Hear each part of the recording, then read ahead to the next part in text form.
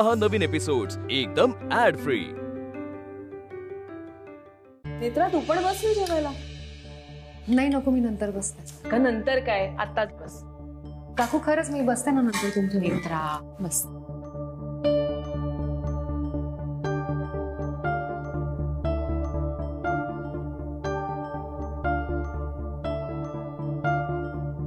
पप्पाजी, तेजस कुठे आहे?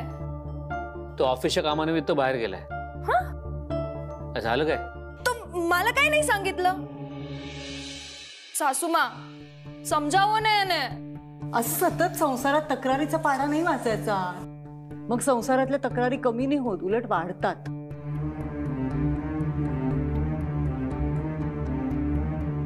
स्वतःच्या नवऱ्याला स्वतः सांभाळायला शिक आता। नवऱ्याला सांभाळायला तो काय लहान मुलगा आहे का? प्रत्येक गोष्टीत मध्ये बोललंच पाहिजे का केतकी? आई, काकू, आता जेवणाच्या तटावर वाद नको प्लीज।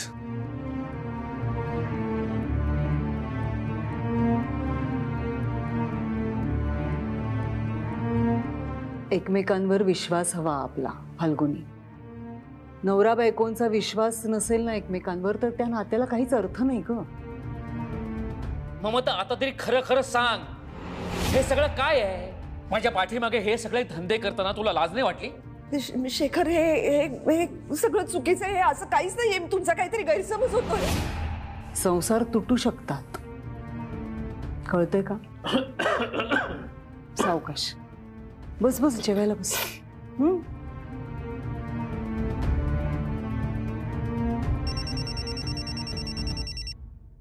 हा बा बोला। नेत्रा ग, तू ताबडतोब घरी निघून ये। काय झालं आई? नेत्रा ग, तू लगेच घरी ये ना। अगं पण झालंय काय?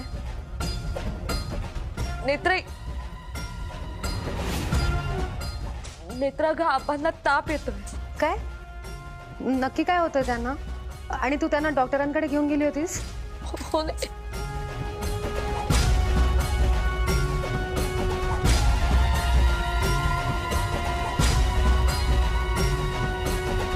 काय झालंय नेत्रा? नेत्रा, काही प्रॉब्लेम आहे का? फोन पण उचलत नाहीये। बोल, काय झालं नेत्रा? आईचा फोन होता, आई म्हणत होती आबांना बरं नाहीये। नेमकं काय झालंय त्यांना? काही कळलंच नाही ना, तर फोनच कट झाला, तर उचलत पण नाहीये। ताबडतोब घरी बोलवलंय मला। तू एक काम कर, तू गाडी घेऊन लगेच निघ। अद्वैत, ड्रायव्हरला फोन कर। तू निघ लगेच। तू काळजी घे ग, वेळ वाया घालवू नकोस बाई। प्रत्येक मिनिट महत्वाचं आहे की नाही? आणि तुझी बहीण पण नाही ना तिथे, तू जाण्याची खरंच खूप गरज आहे। जा लवकर। आणि काही हवं असेल तर कळव आम्हाला। हा, लगेच निघ, जा।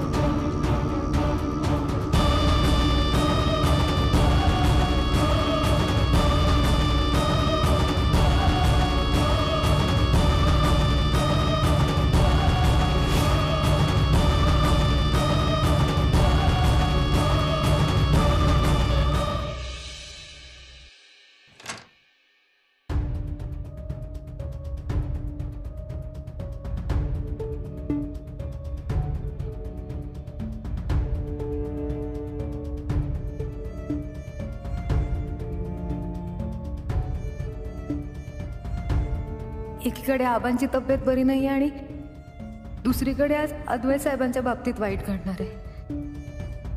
अद्वैत साहेबांना आज बाईसाहेब। नेत्रा, का वेळ काढतेस? निघ अगं, उशीर होईल तुला। नेत्रा, काळजी करू नकोस, तुझ्या आजोबांना काही होणार नाही। आणि इथली पण काही काळजी करू नकोस, मी आहे, मी अद्वैतची काळजी घेईन। अगं आवर लवकर नेत्रा, 2 तास लागतील वावुशाला जायला। गाडी तयार आहे। आणि तुझ्या आजोबांचा काही कॉन्टॅक्ट झाला का? किती वाईट गोष्ट आहे ना, म्हणजे त्यांना काय होतंय काय नाही काही कळतही नाही। अशा वेळेला वाटतं ना की पुढे घडणाऱ्या गोष्टी आपल्याला आधीच कळल्या असत्या तर किती बरं झालं असतं.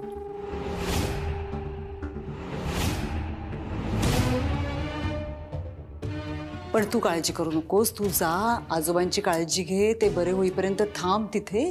त्यांना बरं वाटल्याशिवाय येऊच नकोस इकडे. हा काय ग आत्ता कोणाचा फोन? बंटी बघते.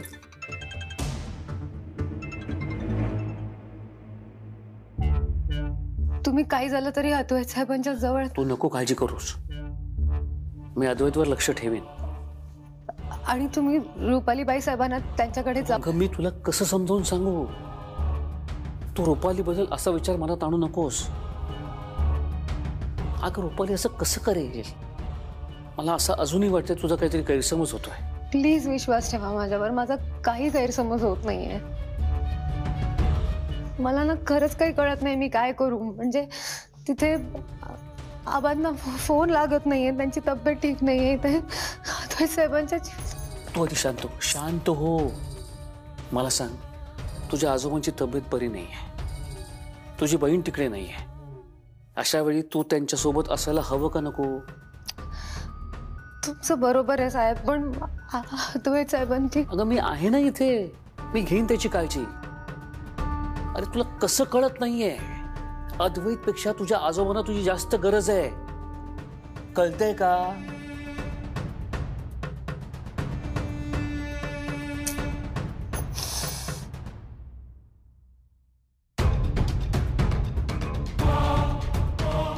एक गप्पा बस. तोंडात ना आवाज काढलास ना तू. बोला अनिल. हा, अजून किती टाइम लागेल का? नेत्रा निघतेच आहे आता इथून, अजून थोडा वेळ. हा म्हातारा आणि ही बाई आत्ता तरी शांत आहे. थोडा वेळ अजून गेला ना ते बोंबाबोंब करून गाव जमा करतील. हत्ती गेला आणि शेपूट राहिलाय आता. अनिल प्लीज थोडा वेळ मॅनेज करा. मग मी फोन करेन तुम्हाला. पुढे काय करायचं माहितीये तुम्हाला, हो ना? ठीक आहे. जमेल ना तुम्हाला नीट अनिल? नाही म्हणजे हा आपला प्लॅन यशस्वी झाला तर किती मोठा फायदा होणार आहे आपल्याला. म्हणजे तुम्हाला पण कळतंय ना. तुझं काम असलं ना की किती गोड बोलतेस ना तू. अनिल, नवरा बायकोंची भांडण भांडण्यासाठी आता वेळ आहे का? वेळ काय काळ काय तुमचं? राजाध्यक्षांची संपत्ती मिळाली ना की मग भांडूया हवे तेवढे.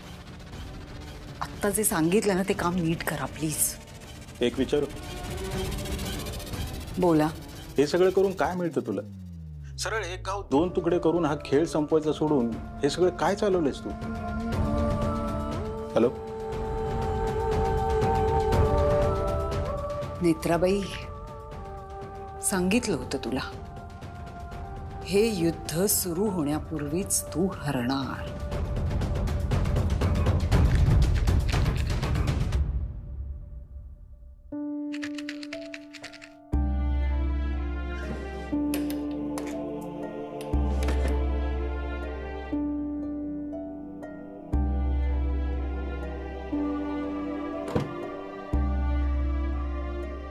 बस आणि घरी पोचल्यावर फोन कर. हो. तर उभी काय अशी बस. हे बघ, इथली काळजी करू नकोस, आम्ही आहोत. तू तुझ्या आजोबांची काळजी घे.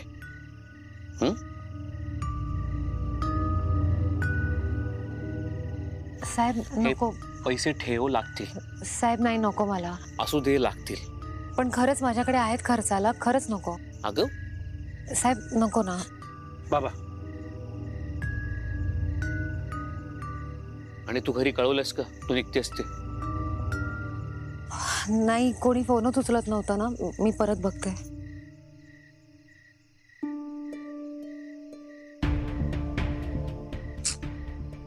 अजूनही कोणीच फोन उचलत नाहीये. बरं तू काळजी नको करू, आजोबा व्यवस्थित असतील. पण तू जा आत्ता लवकर. जा लवकर, जा जा. बस.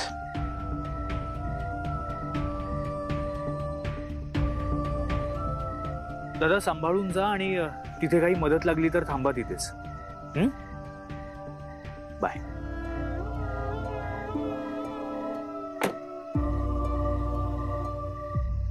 डोंट वरी.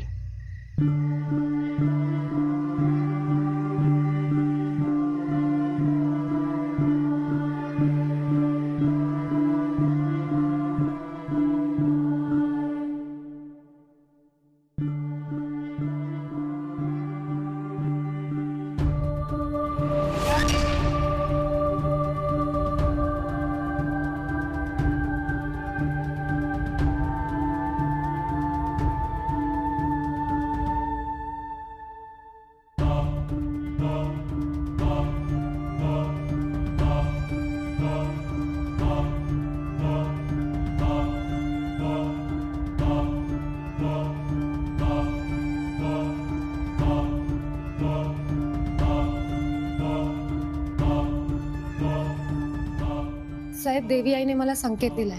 अद्वैत साहेबांच्या जीवाला धोका आहे आणि हे सगळं आजच घडणार आहे. नेमका तुला काय संकेत दिलाय? मला असं दिसलं की अद्वैत साहेब त्यांच्या खोलीत झोपलेले असताना त्यांच्या खोलीत आग लागणार आहे.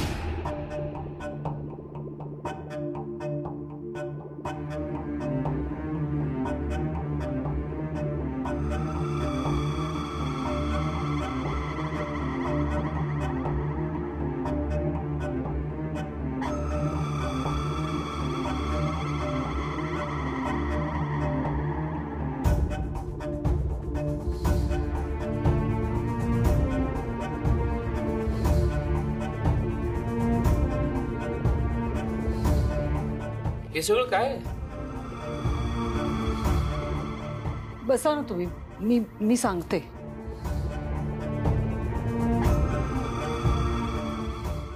तुम्ही रागवू नका माझ्यावर शेखर.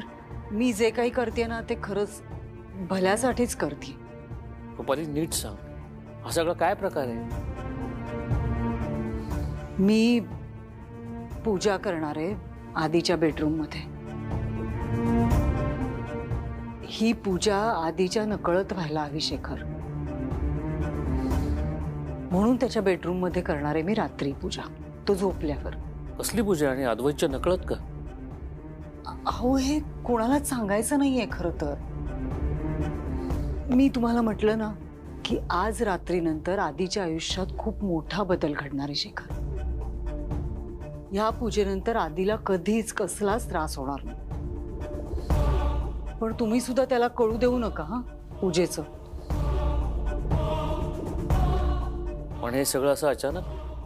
अचानक शेखर, आपल्या मुलांच्या भल्यासाठी जर आपण एखादी गोष्ट करणार असू तर त्यासाठी वेळ काळ बघण्याची गरज आहे का? तुम्ही आता मध्ये ते उशीखाली पिंपळ पान ठेवलं होतं सगळ्यांच्या, आधीच्या भल्यासाठीच केलं होतं ना. तसंच आहे खरंच, आधीचं सगळं छान होईल या पूजेनंतर. मी नेत्राला सांगितली होती तयारी करायला पूजेची, पण तिला आता अचानक जावं लागलं ना, त्यामुळे मग मीच केली, मग उशीर झाला. पण मी पूजा करून येते पटकन. मी मदत करू का? नाही नाही नाही नाही शेखर, नाही नको.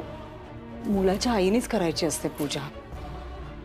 मी करून येते पटकन, तुम्ही झोपा तोपर्यंत. आले मी. काळजी करू नका, सगळं व्यवस्थित होईल शेखर. आले.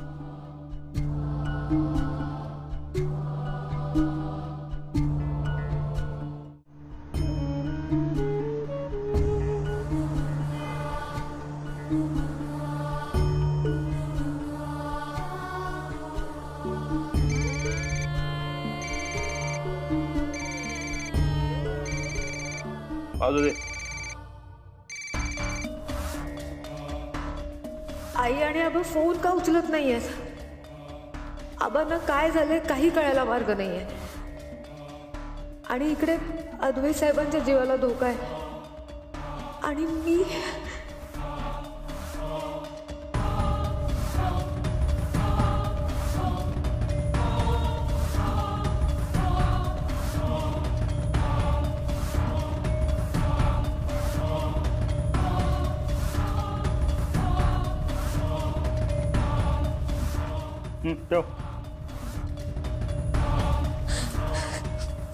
भाऊ का असं छळ मांडलाय?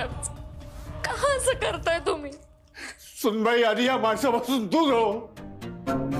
म्हातारा काय बोलला ऐकलं ना? चल.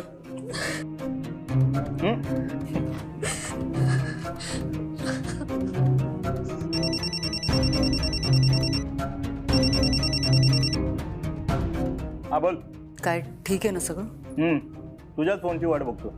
हो भाऊ, नका ना असं करू. मी पदर पसरते तुमच्या पुढ्यात. नका असं करू. वा, इतक्यात आईने पदर पसरला सुद्धा. सवाल आपण आलोय ना, आपला दरारच असा आहे. काय मते, बरोबर की नाही? अनिल, बोल. तिला म्हणावं रडणं बंद कर आणि फोन कर नेत्राला. मग पुढे तिला सांग म्हणावं त्या म्हाताऱ्याची तब्येत बरी आहे, यायची काही गरज नाही, परत जा. मग ती इथे परत येईल. तोपर्यंत माझं काम सुरू झालेलं असेल, काही प्रॉब्लेम नाही होणार. एक नंबर आयडिया, एक नंबर. हो ना? मग आता अंमलात आणा ती. हो.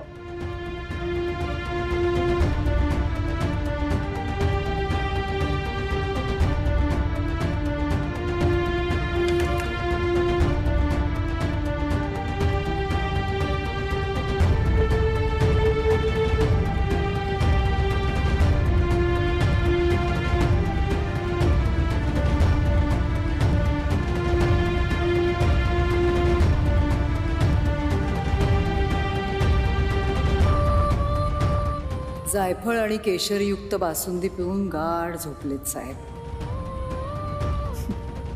आता हा काही उठायचा नाही, पण शेखर मात्र नक्की येईल बघायला. त्यामुळे पूजा मांडून ठेवायला हवी.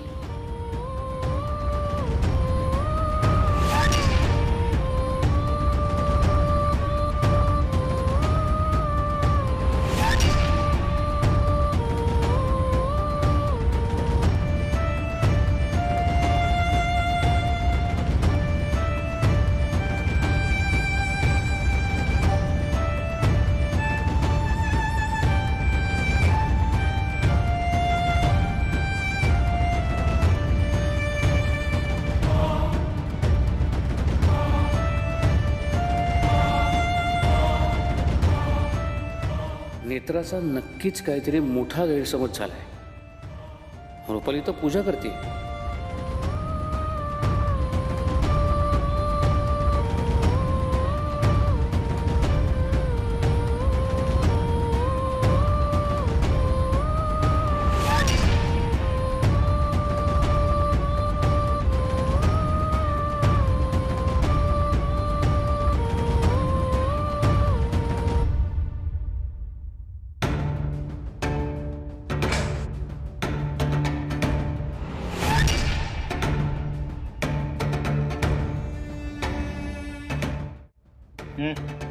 फोन लाव.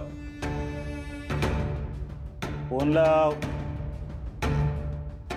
मागच्या वेळेला म्हाताऱ्याला जिवंत सोडलं होतं, या वेळेला त्याची तिरडी बांधायला लागेल, कळलं ना? फोन लाव. नाही सुनबाई, फोन नको करूस. त्यांना काय करायचं ते करू दे, फोन नको लावूस तू.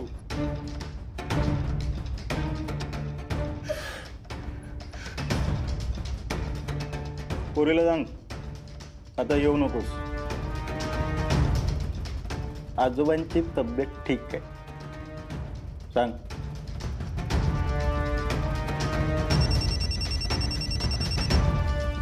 आई अगं काय, मी कधीचा फोन करते, तुम्ही फोन का नाही उचलतात माझा? काय झालंय मला सांग. आबा कसे आहेत? हा नेत्रा, अगं आबा बरे आहेत आता. बरं, तू काळजी नको करू. मी निघाले पुण्याहून. नाही नाही, तू नको येऊस आता. का? अगं म्हटलं ना आबा बरे आहेत आता, तू नको येऊस. त्यांना नक्की काय झालं होतं? म्हणजे तुम्ही गेला होता का डॉक्टरांकडे? नेत्रा तू परत जा. अगं पण तू आबांना फोन दे, मी बोलते त्यांच्याशी. नेत्रा ग, आबा झोपलेत, ते उठले ना की मी सांगते करायला फोन. तुझा तुला कामं असतील ना भरपूर. हो आई, पण आबांना नक्की काय झालं होतं ते तर सांग. नेत्रा, मी उद्या फोन करते तुला.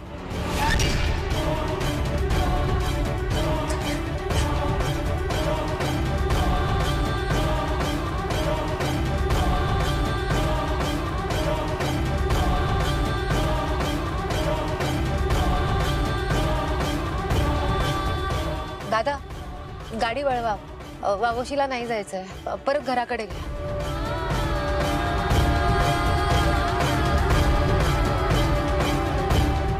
आई त्रिनयना देवी नमः, आई त्रिनयना देवी नमः, आई त्रिनयना देवी नमः, आई त्रिनयना देवी नमः.